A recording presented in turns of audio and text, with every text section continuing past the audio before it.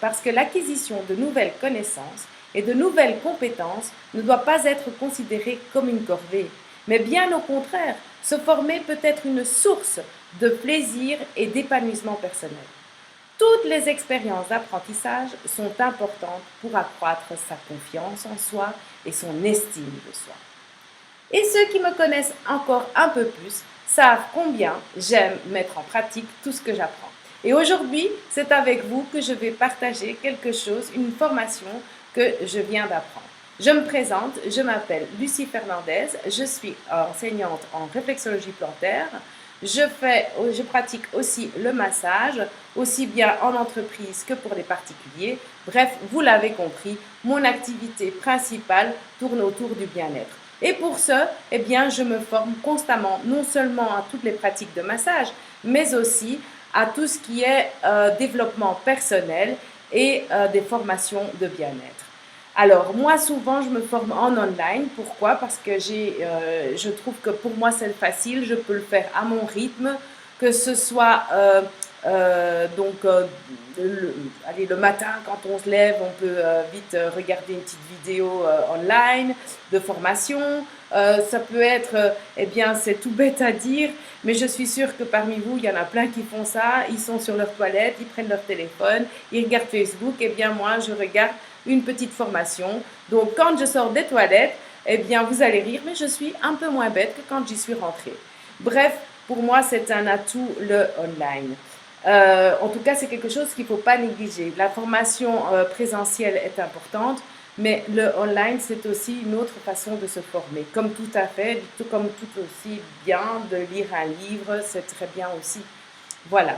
Alors, les bons online, en général, ce sont des formations qui sont courtes, donc qui sont chaque fois des petits modules de 5 à 10 minutes, ce qui veut dire qu'on n'a plus d'excuses pour pouvoir se former. Les chakras, bien pour mieux maîtriser sa vie et son énergie grâce aux chakras.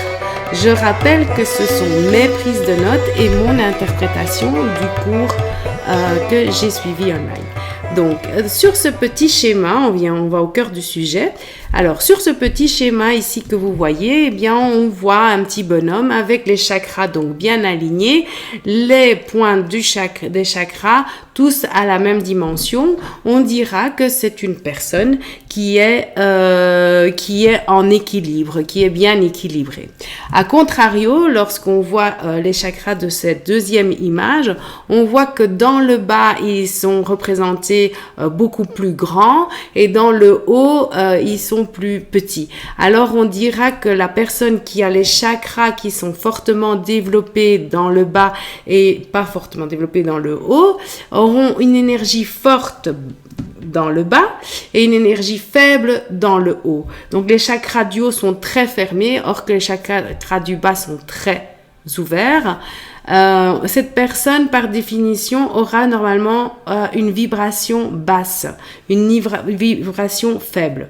Donc, elle sera aussi plutôt axée sur les plaisirs physiques. Elle va se préoccuper, donc, elle sera fortement préoccupée par son confort et sa sécurité matérielle. Elle fera du sport plutôt même jusqu'à aller à du sport intensif jusqu'à même se blesser. C'est une personne d'action, donc qui sera souvent dans l'action pour trouver des solutions concrètes et elle sera beaucoup dans le faire. Je fais. Elle aimera aussi développer un certain pouvoir sur les autres. C'est une personne plutôt conservatrice, avec très peu de compassion, peu d'intérêt pour les activités intellectuelles et novatrices, surtout si elle ne peut pas les contrôler. Voilà, ça c'est un petit peu un premier jet du profil d'une personne qui aurait les chakras du bas beaucoup plus développés et faiblement développés dans le haut. A contrario, ici, on voit l'inverse, donc cette personne qui aurait les chakras très ouverts, donc dans la partie haute et très fermés dans la partie basse. Une énergie donc plus faible dans le bas, plus forte dans le haut. On dira de cette personne généralement beaucoup plus spirituelle spirituel, axé sur des activités intellectuelles comme la lecture, l'analyse, l'échange avec les autres. Elle aimera beaucoup échanger avec les autres. Alors, beaucoup de compassion. Elle aimera faire du réseau. Elle va avoir du mal à passer à l'action, par contre. Elle reste toujours là en haut, un peu dans le rêve, dans les idéaux, etc., mais peu de passage à l'action. Certains plaisirs physiques sont beaucoup moins accessibles aussi, que ce soit au niveau du sport, bien par exemple entre courir ou aller marcher, eh bien elle va favoriser d'aller marcher. Hein, ça ne veut pas dire qu'elle fera pas du tout d'activité physique, mais en tout cas, elle y trouvera moins de plaisir dans les activités physiques que dans les activités intellectuelles. Donc elle cherchera des solutions plutôt vers le haut, donc vers la religion. Elle va s'adresser à des experts. Ces filtres sont surtout dans son mental. Donc ça veut dire aussi que c'est une personne qui va être épuisée. Hein. Donc souvent, ça conduit à l'épuisement. Qui dit épuisement, à la fin, on sait aussi que trop d'épuisement conduit vers le burn-out. Donc attention à ces chakras qui sont fortement, si vous vous reconnaissez dans ce profil, donc vous savez alors que vos chakras sont peut-être fort ouverts dans le haut, contrario dans l'autre s'ils sont trop ouverts dans le bas.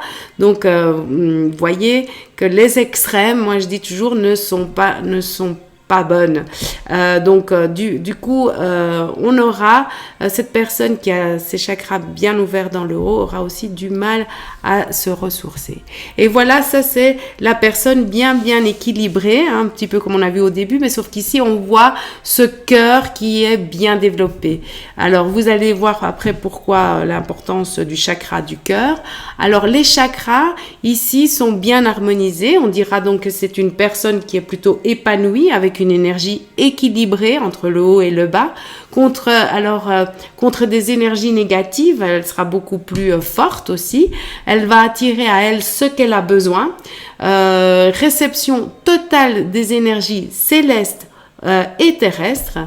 Et c'est un épanouissement, on peut dire que là, on est dans un épanouissement total. Et donc, cette formatrice ici, elle dit que la tête, à ce moment-là, est dans les étoiles, les pieds sont bien sur terre et le cœur est partout. Alors, ça, c'est vraiment beau.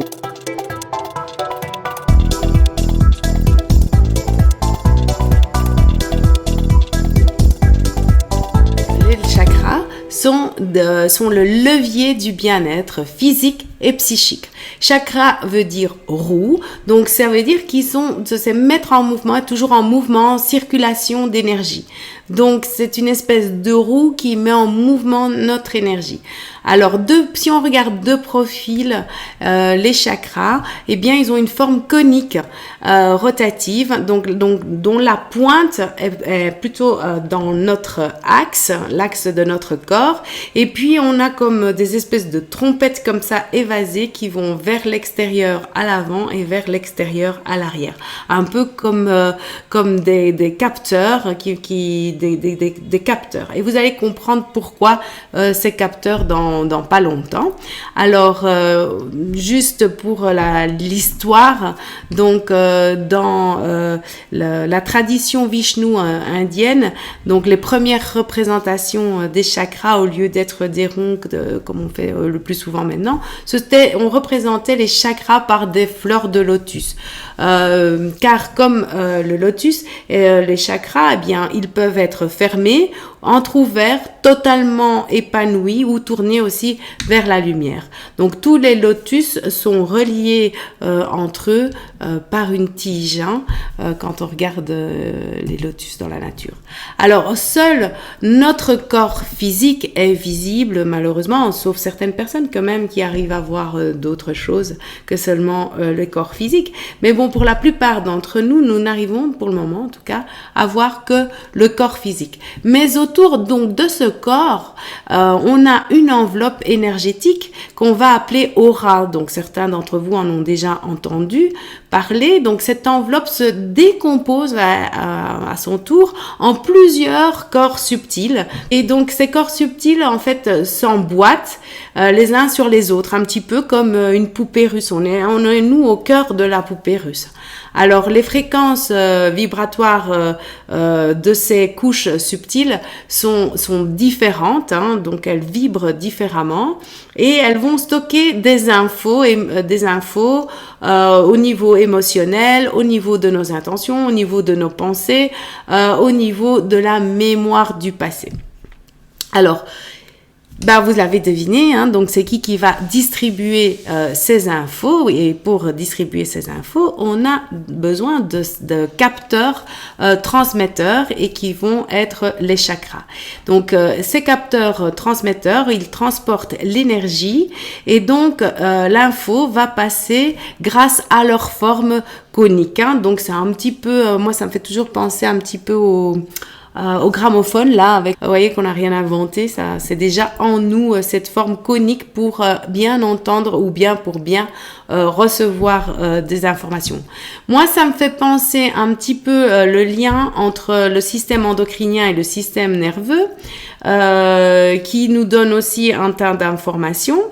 Et d'ailleurs, de toute façon, ces chakras, ils sont alignés au même endroit que nos glandes endocrines. Donc, si vous vous mettez au-dessus de la tête et vous regardez donc dans le corps, vous allez voir l'alignement de toutes nos glandes endocrines. Et comme par hasard, elles correspondent à l'alignement de nos chakras.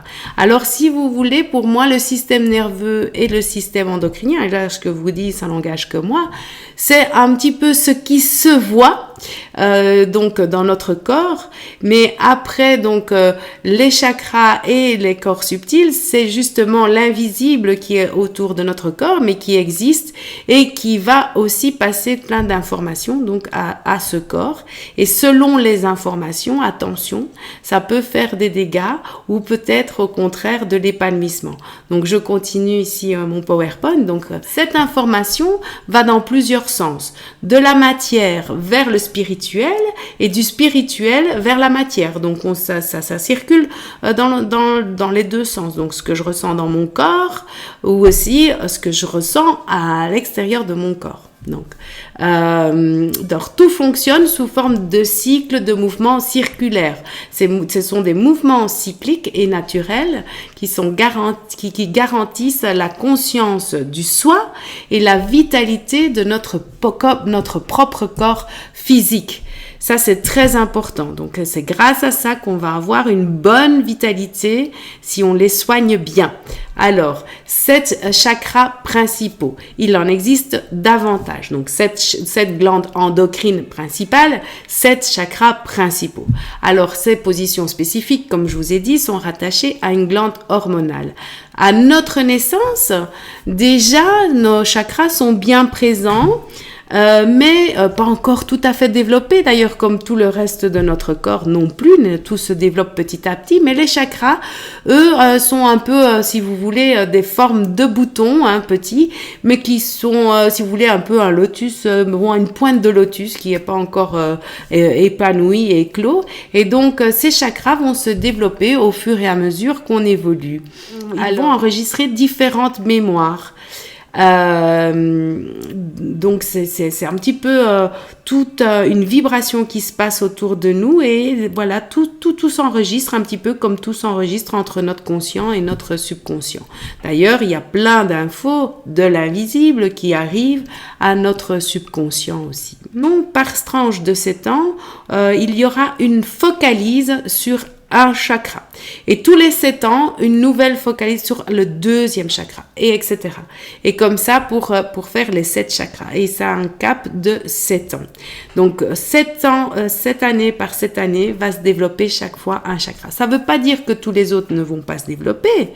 Ça veut dire les autres continuent aussi à se développer, mais on va focaliser, il va y avoir une focalise sur un chakra. Si les 7 chakras sont ouverts, alors la personne sera en confiance et le chakra du cœur va s'ouvrir davantage. Au plus vous êtes en confiance, au plus votre chakra du cœur va s'ouvrir. Et qu'est-ce qui va se passer? Donc, c'est que par cette énergie d'amour, il va donner l'impulsion à chaque chakra de se développer, de s'épanouir. Donc, si vous développez bien votre chakra du cœur, pensez à la gratitude, à l'amour universel, à l'amour. Donc, vous pouvez donner chaque jour. Eh bien, ce chakra du cœur va donner cette impulsion aux autres chakras pour qu'ils puissent s'épanouir et ça peut donc conduire à l'éveil. Voilà, donc ceci c'est une des raisons pourquoi il faut bien prendre soin de nos chakras. Donc porter une attention particulière à nos chakras parce que leur santé va agir par défaut donc sur notre santé physique. Dès qu'une énergie est bloquée, le système peut rentrer en dysfonctionnement. Tout comme notre système, vous savez que nous aussi, on a plusieurs systèmes imbriqués les uns dans les autres.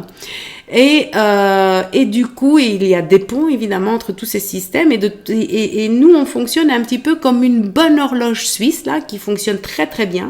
Mais lorsqu'il y a un grain de sable, je le dis souvent, d'ailleurs les élèves qui m'écoutent, mes élèves qui m'écoutent alors, ça va leur rappeler leur cours.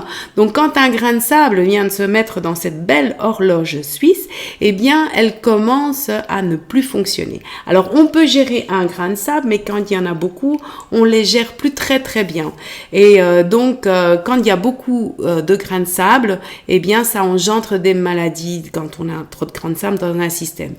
Donc, ça engendre une maladie, peut-être pas dans ce système, mais si les grains de sable, on n'arrange toujours pas les causes, eh bien, on va rendre malade un deuxième système. Eh bien, pour les chakras, c'est la même chose. Donc, dès qu'une énergie est bloquée, le système peut rentrer en dysfonctionnement. Il peut y avoir des blocages, des perturbations par une énergie stagnante. Ça va provoquer encore des dysfonctionnements sur le système physique, mais aussi psychique, qui sera associé à ce chakra. Voilà, donc pour vivre nos rêves et gérer nos émotions, pour exploiter tout notre potentiel, alors qu'est-ce qu'on va faire? On va prendre soin de nos chakras. Alors moi, j'ai fait que les 2 premiers modules de cette formation. Cette formation comporte encore d'autres modules que je vais suivre. Et peut-être que la suite, eh bien, je vous la raconterai une autre fois ou encore mieux, on pourra se retrouver sur MB. Alors, si vous ne savez pas ce que c'est MB, eh ben, je vous invite à me contacter parce que c'est là, pour moi, c'est une source d'information et c'est surtout une source de formation très, très grande et inépuisable. Et donc, si vous voulez en savoir plus, soit sur cette formation ou sur d'autres formations, eh bien, envoyez-moi un petit message privé et je vous donnerai toute cette info sur nos packs de formation. Voilà, je vous salue et j'espère que ça vous a plu. À bientôt. Ciao, ciao.